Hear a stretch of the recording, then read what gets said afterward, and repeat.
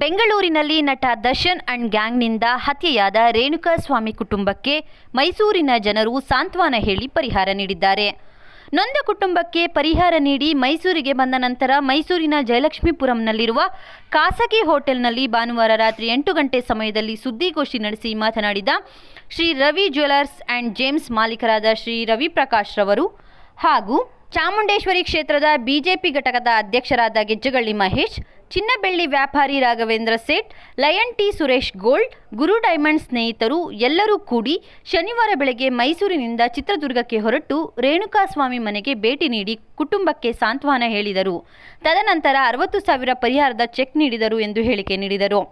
ಚಿತ್ರದುರ್ಗದ ನಿವಾಸಿ ರೇಣುಕಾಸ್ವಾಮಿ ಕುಟುಂಬಕ್ಕೆ ಪರಿಹಾರ ನೀಡಿದ್ದು, ಆರ್ಥಿಕ ಪರಿಹಾರ ನೀಡಿ ಸಾಂತ್ವನ ಮಾಡಿದವರಲ್ಲಿ ಮೈಸೂರಿನವರೇ ಮೊದಲಿಗರಾಗಿದ್ದಾರೆ. ತದನಂತರ ಸ್ಥಳೀಯ ಶಾಸಕರು, ಕರ್ನಾಟಕ ರಾಜ್ಯ ವಾಣಿಜ್ಯ ಮಂಡಳಿ ಹಾಗೂ ಇತರರು ಪರಿಹಾರ ಮಾಡಲು ಮುಂದೆ ಬಂದಿದ್ದಾರೆ.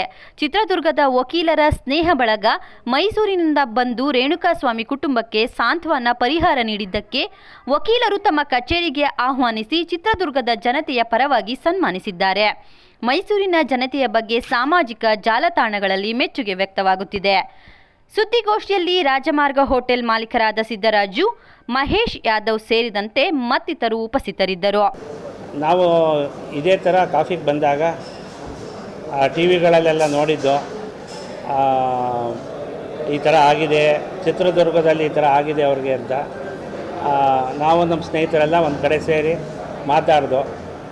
ಆಗ ಒಬ್ರಿಗೊಬ್ಬರು ಮಾತಾಡಬೇಕಾದ್ರೆ ಪ್ರಸ್ತಾಪ ಮಾಡಿದಾಗ ಕೊಲೆ ಆದವರ ತಂದೆ ತಾಯಿ, ಅವರ ಹೆಂಡತಿ, ಅವ್ರ ಬಗ್ಗೆ ಎಲ್ಲ ನಮ್ಗೆ ಒಂದು ಅನುಕಂಪವಾಗಿ ನಾವು ಚರ್ಚೆ ಮಾಡ್ದು. ನಾವ್ಯಾಕೆ ಹೋಗಿ ಅವ್ರಿಗೊಂದು ಹಣ ಸಹಾಯ ಮಾಡಿ ಅವ್ರಿಗೊಂದು ಸಾಂತ್ವನ ಹೇಳಬಾರ್ದು ಅಂತ ನನ್ನ ಮನಸ್ಸಿಗೆ, ನಮ್ಮೆಲ್ಲರ ಮನಸ್ಸಿಗೂ ಅಭಿಪ್ರಾಯ ಬಂತು.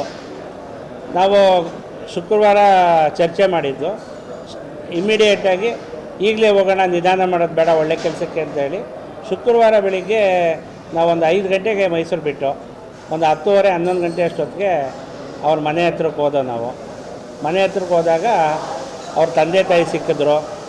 ನಮ್ಮನ್ನು ಕರೆದು, ನಾವು ಹೋಗಿ ನಮ್ಮನ್ನು ಪರಿಚಯ ಮಾಡಿಕೊಂಡಾಗ ಕರೆದು ಅವರ ಒಂದು ಸಂಕಟನ ಎಲ್ಲ ಹೇಳ್ಕೊಂಡ್ರು. ನಮಗೂ ತುಂಬ ದುಃಖ ಆಯಿತು ಅವರ ವಿಚಾರಗಳು ಕೇಳಿದಾಗ. ಅವರ ಹೆಂಡ್ತಿನ, ಯಾರು ಸಹನ, ಆ ಹುಡುಗಿನೂ ನಾವು ಮಾತಾಡಿಸ್ತು.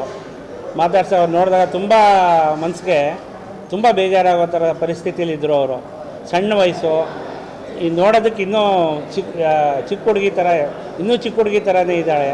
ನೋಡಿ ತುಂಬ ಮನಸ್ಸಿಗೆ ನೋವಾಗಿ ನಮಗೂ ತುಂಬ ದುಃಖ ಆಯಿತು ಅವ್ರನ್ನೆಲ್ಲ ನೋಡಿ. ತಂದೆ ತಾಯಿಗಳಂತೂ ತುಂಬ ಅಮಾಯಕರು, ಅವ್ರಿಗೇನೂ ಗೊತ್ತಿಲ್ಲ, ಅವ್ರಿಗೆ ಪ್ರಪಂಚ ಜ್ಞಾನವೂ ಅಷ್ಟಿಲ್ಲ. ಅವ್ರಿಗೆ ಏನಾಯ್ತೈತೆ, ಏನು ಅಂತವ್ರೆ, ಯಾರು ಬಂದವ್ರೆ ಅಂತಲೂ ಗೊತ್ತಿಲ್ಲ. ಅವರು ನಮ್ಮನ್ನು ನೋಡಿದಾಗ, ನಾವು ಅದನ್ನು ಪ್ರಸ್ತಾಪ ಮಾಡಿದಾಗ ತಕ್ಷಣ ಅಳ್ತಾರೆ. ಅವರು ಅಳೋದೊಂದು ಬಿಟ್ಟರೆ ಅವ್ರ ಕೈಲಿ ಏನೋ ಆಯ್ತದೆ. ಆಮೇಲೆ ನಾವೇ ಅವ್ರಿಗೆ ಸಮಾಧಾನ ಮಾಡಿ ಅವ್ರ ಜೊತೆ ಮಾತಾಡಿ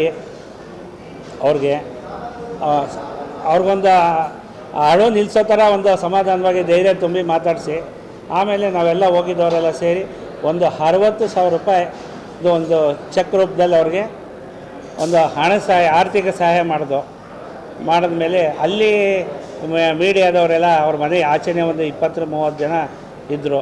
ಅವರು ಎಲ್ಲ ನಮ್ಮನ್ನೆಲ್ಲ ಮಾತಾಡಿಸಿ ಏನು ಇತ್ತು ಎಲ್ಲ ವಿಚಾರಿಸಿದ್ರು, ನಮ್ಮ ಅಭಿಪ್ರಾಯ ಹೇಳಿದ್ರು. ನಮಗೆ ಏನಂದರೆ ಅವ್ರ ತಂದೆ ತಾಯಿ, ಅವರ ಹೆಂಡತಿ, ಸಣ್ಣ ವಯಸ್ಸಿನ ಹುಡುಗಿ, ಅವ್ರು ನೋಡಿದಾಗ ತುಂಬ ನಮಗೆ ಮನಸ್ಸಿಗೆ ತುಂಬ ಬೇಜಾರಾಗುತ್ತೆ.